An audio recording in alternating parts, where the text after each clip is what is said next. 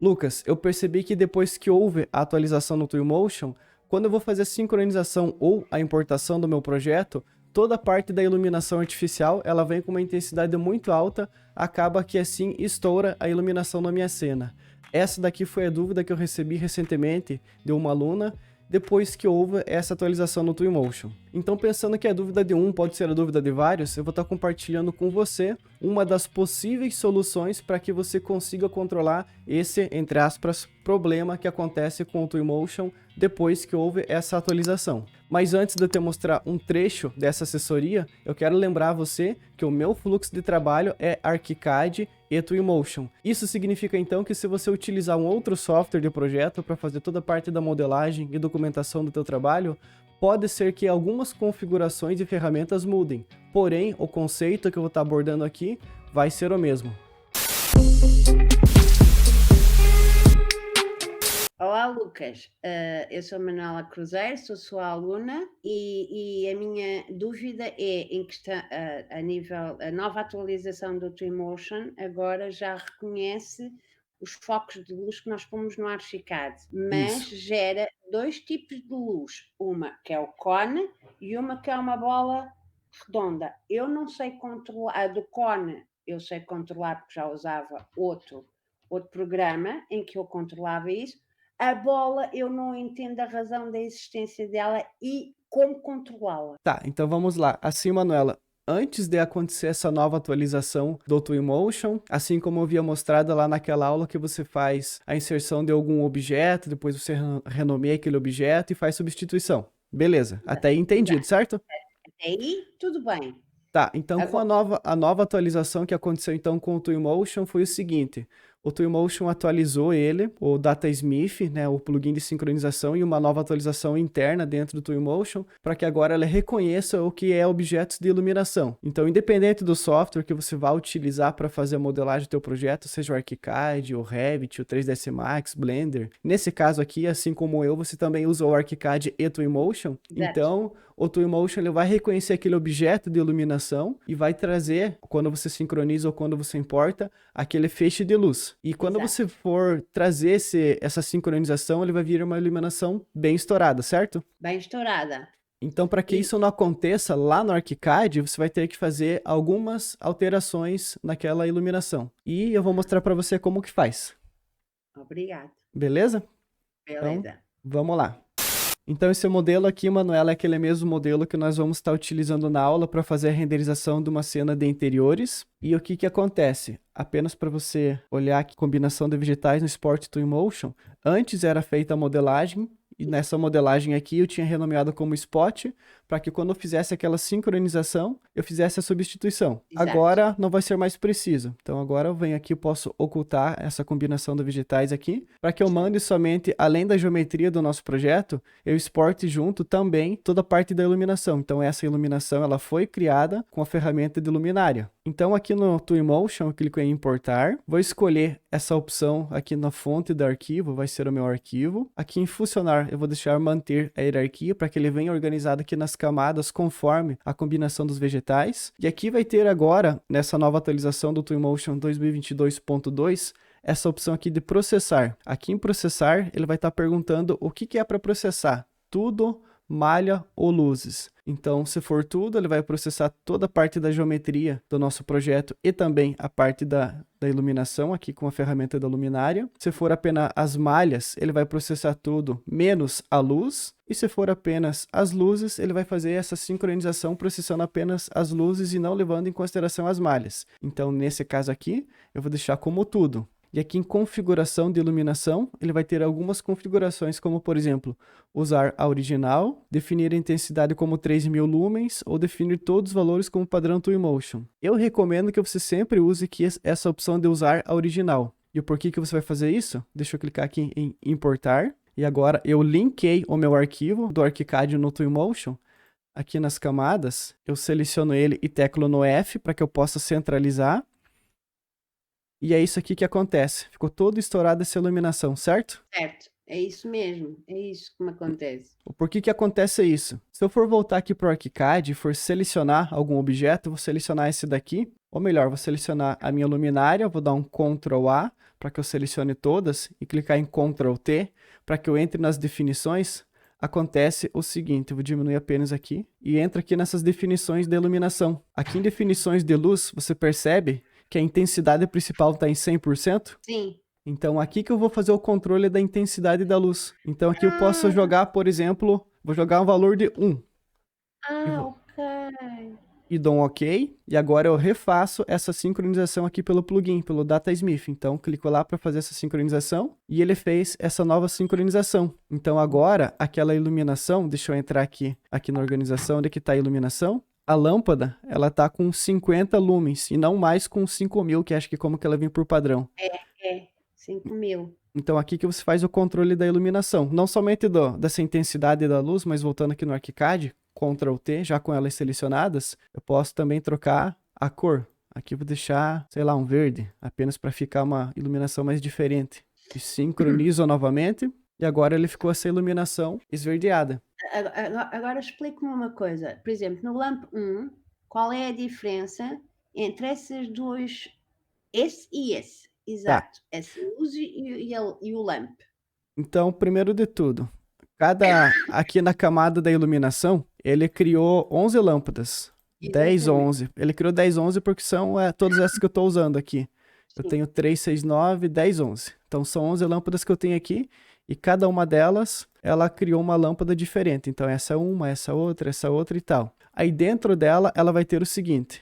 Eu vou selecionar todas elas aqui. Vou acabar ocultando por enquanto, algumas que eu não for estar utilizando. Vou deixar somente essa daqui habilitada. Aqui eu tenho essas duas lâmpadas. Essa daqui vai ser aquela lâmpada, que ele vai ser aquele, é como se fosse um Yes Light aqui na nossa biblioteca. Até vou aumentar. Aqui é para que fique mais fácil essa visualização. Como se fosse aqui na biblioteca de luzes, essa Spotlight ou essas Yes Light, porque aqui eu posso controlar o ângulo dela. Você consegue perceber que eu consigo controlar o ângulo.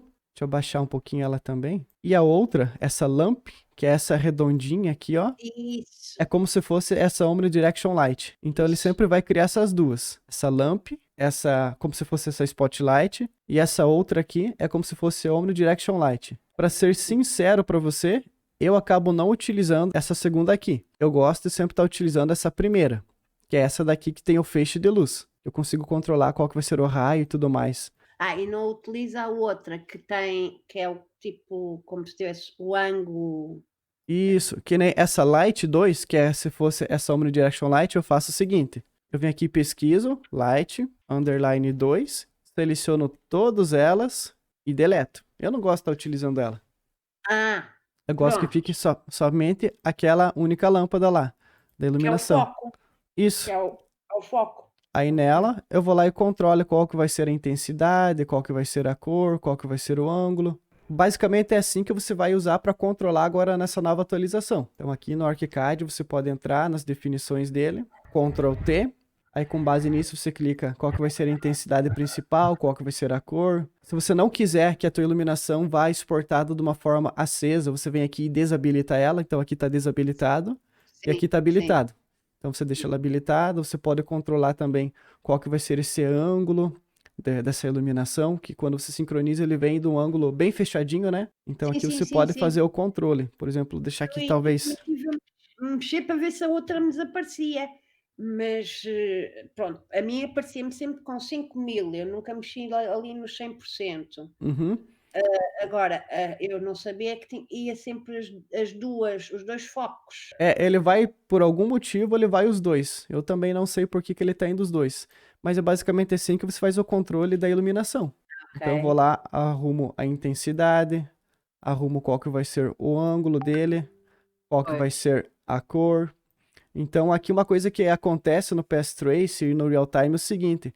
Quando você for renderizar, vou deixar uma cor aqui de 4500. Quando você for renderizar no modo de renderização Path Tracer, se for utilizar aqui uma intensidade de 500, vai ficar muito alto, vai ficar bem estourada essa iluminação. Então, para que ela não estoure, não fique acontecendo isso, aqui em intensidade eu gosto de estar utilizando a intensidade bem baixa. Por exemplo, eu vou fazendo o teste, mas vou dizer que for renderizar com intensidade de 5, aqui no Real Time parece que não aconteceu nada. Sim. Mas lá no Path Tracer, ele já começa a iluminar de um modo que a iluminação não fique tão estourada assim. Então aí vai depender muito de como que você for fazer a tua renderização.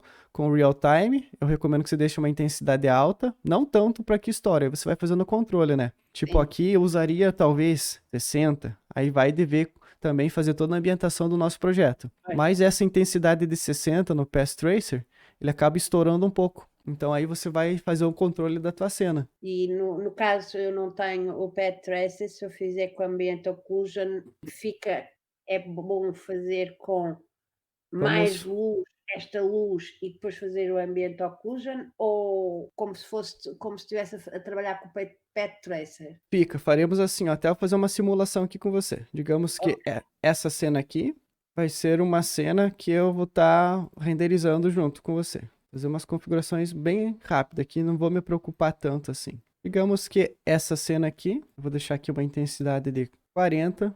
Eu sou bem esquemático, eu não consigo apenas arrumar uma coisa, eu tenho que arrumar todas agora. Tô arrumando até os materiais.